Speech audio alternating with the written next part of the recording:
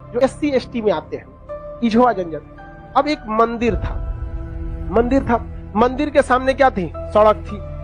तो इझवा जनजाति के लोगों को, यहाँ के लोग जो ऊंचे जात वाले थे, वो कहते थे कि तुम इस सामने से नहीं जा सकते, यहां से तुम प्रवेश नहीं कर सकते। दूसरा रास्ता बहुत लंबा दूरी तय करके था, 5-6 किलोमीटर। अब अगर किसी का घर यहाँ है और उसको यहाँ जाना है तो वो मंदिर के रास्ते से नहीं जा सकता है, लौट के जाएगा पूरा गांव हेल के बाहर यहाँ पर, अब फिर आना है तो इस तरह से हेल के आएगा। बताइए ये गलत बात था कि? अरे यार, वो छोटा जात बड़ा जात क्या होता है? छोटा जात वाला तो बड़ा जात वाले को छू लेता है तो कहते हैं अशुद्ध हो गया। ज्यादा वोल्टेज छोटके में है कि नहीं है? आप बताइए, छोटा जात वाला बड़े जात को छूता है तो क्या कहते हैं? हम अशुद्ध हो गए। तो तुम्हारे में वोल्टेज है तो तुम बड़ा जात वाला छोटा को छू के शुद्ध करके दिखाओ। नहीं समझे? ज्यादा वोल्टेज किसमें?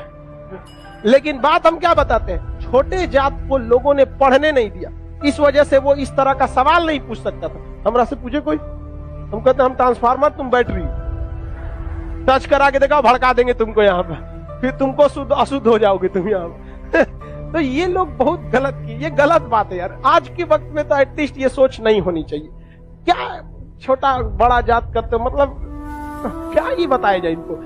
खुद हिंदू धर्म के शास्त्र में पढ़ी, आपको पढ़ाए, ऋग वैदिक काल में जाति का निर्धारण कर्म के आधार पर, उन लोगों ने अपनी फायदा के लिए जाति के आधार पर कर दिया, वंश के आधार पर किया कि नहीं किया? हम ये बात थोड़ी कर रहे हैं, ये तो ऋग्वेद में लिखा है। हम कौन होते हैं भैया बताने वाले कि जाति के आधार पर होगा कि नहीं? ऋग्वेद हम लिख ले हैं, जाके पढ़िए ऋग्वेद में। वहां एक ही परिवार में 4 जाति के लोग रहते थे, प्रारंभिक वही है ना, बाद में ना संशोधन कर दिया गया, तो गलत था। यहाँ पर केरल में बहुत अत्याचार हुआ। यहाँ पे केरल का त्रावणकोर का एक राजा था, यहाँ पर इसने दलित महिलाओं को मूलाकर्म लगाता था। टैक्स था मूलाकर्म। मूलाकर्म एक टैक्स था जिसमें दलित लड़कियों और महिलाओं को अपना स्तन नहीं ढकना था, खुला रखना था। अगर वो स्तन ढकती है तो उसे टैक्स देना पड़ेगा ऊंचे जात वालों को, क्योंकि ऊंचे जात वाले को नीचे जात वालों से अलग करने के लिए ये तरीका लाया गया।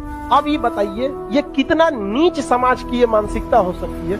ये आप कह सकते हैं कि जिस भारत में नारियों की पूजा होती है, भारत में ये मूलाकर्म स्तन ढकने के लिए, और वो भी इस नाते कि तुम दलित हो, कितना गलत है। और इसको देखिए, इस पे कोई बहुत बड़ा बवाल आज तक हुआ है नहीं, लेकिन एक मूवी अगर आ जाएगी पद्मावती, या एक बाजीराव मस्तानी, एक कोई मूवी आ जाएगी, या कोई किसी कंपनी का प्रचार आ जाएगा। अभी एक किसी कंपनी का कोई प्रचार आया था दीपावली को, उसके लिए बवाल हो गया। कभी इसके लिए बवाल हुआ है?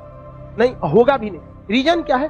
दलित लोग उतना पढ़ने ही नहीं दिया इन लोग को, आगे भी नहीं दे रहे। दलित के कुछ नेता भी आए तो अपने परिवार को लगाने में आगे बढ़ गए, वो पढ़े लिखे नहीं। यहाँ एक मूवी के लिए बवाल हो सकता है, जिस हम पर्सनली हम बताते ना, बवाल की वजह से हम बाजीराव मस्तानी मूवी देखे, हमें ऐसा नहीं लगा कि उसमें क्या था। भले काटने के बाद वो था कि क्या था हमको ही नहीं पता, लेकिन ऐसा उसमें मूवी में कुछ गलत दिखाया गया है। उसमें तो और बहादुरी दिखाया गया कि महिलाओं ने, कि देखो भाई मरने के बाद भी हमने क्या किया है, जौहर, जो गलत था। अलाउद्दीन खिलजी, इससे नुकसान किसको था? इससे अलाउद्दीन खिलजी का वो चेहरा जो सबको नहीं पता था, वो भी देख लिया लोगों ने, लेकिन उसके लिए विरोध हो सकता है। लेकिन इतना गलत चीज के लिए कभी आपने विरोध देखा? कभी नहीं आया। तो ये उन लोग को आज तक दबाए जाके रखा है। इतना गलत चीज वहां पे मूलाकर्म लिया गया, ये एकदम सरासर गलत है। और वहां पे जब टैक्स देने गया तो महिला जो थी ना, इस मूलाकर्म को हटाने के लिए अपने स्तन को चाकू से काट दी और मर गई सब महिलाएं वहां पर। अब यह केरल ऐसा राज्य था जिसमें पुरुष सती होते थे। जब उनकी पत्नी अपना स्तन काट देती थी, ब्लड गिरने की वजह से मर जाते थे, तो चिता में पुरुष जाके मर जाता था कि हम ऊंचे जात वालों से नहीं लड़ सकते हैं, लेकिन हम अपना शरीर हम भी त्याग देते हैं। तो पुरुष भी सती हुआ है इस देश में, ये ऊंच और नीच जात वाले यहाँ पे। लेकिन इसे, और यही अगर ये कांड किसी ऊंचे जात वाले के लिए कोई दिल्ली सल्तनत का राजा किया रहता, आज न्यूज चैनल पे बैठ के बवाल हुआ रहता। लेकिन दलित है ना भाई साहब, कोई आवाज नहीं उठाता है।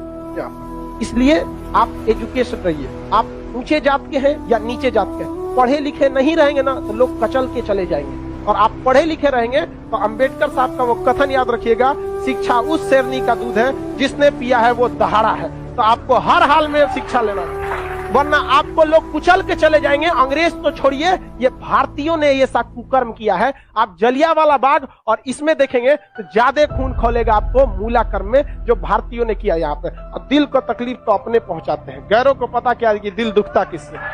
ये देश के लिए आपको शर्म आएगी। हमारी संस्कृति पे जहां हमें नाज होता है, ये हमारी संस्कृति में दाग है, दाग धब्बा है। जिस तरह चांद में भी दाग है ना, हमारी अपनी संस्कृति पे इस दाग को कभी भूल नहीं सकते हैं कि पूरी दुनिया में एक ऐसा देश था जहां मूला कर्म लिया जाता है, लेकिन आज भी बहुत हल्के में इसे ले लिया जाता है। हल्के में ले लिया, जानते हैं क्यों? क्योंकि ये दलित के साथ, समझा गया कि नहीं? बहुत ऐसा होता है। कितना आदमी बताएगा, ज्यादा हम भी बोलेंगे तो सोचा हमारा कहेगा तू दलित का फेवर कर, हम कौन सी फेवर कर, नहीं हुआ रहा था नहीं बोलते।